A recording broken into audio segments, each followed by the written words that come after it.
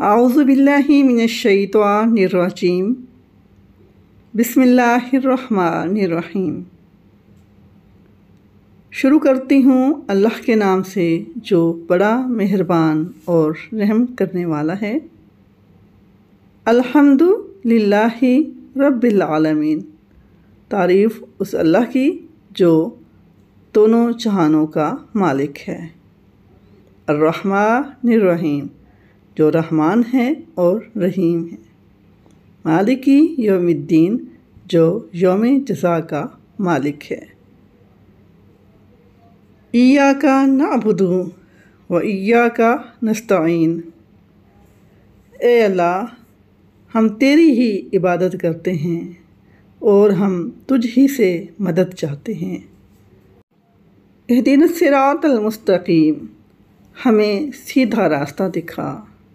सिरातल्लज़ीना अनअमता अलैहिम, उन लोगों का रास्ता जिन पर तूने इनाम फरमाया।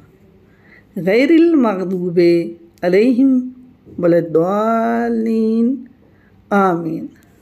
उन लोगों का रास्ता जिन पर तूने इनाम फरमाया, उन लोगों का नहीं जिन पर गज़ब किया गया, और ना ही गुमराहों का।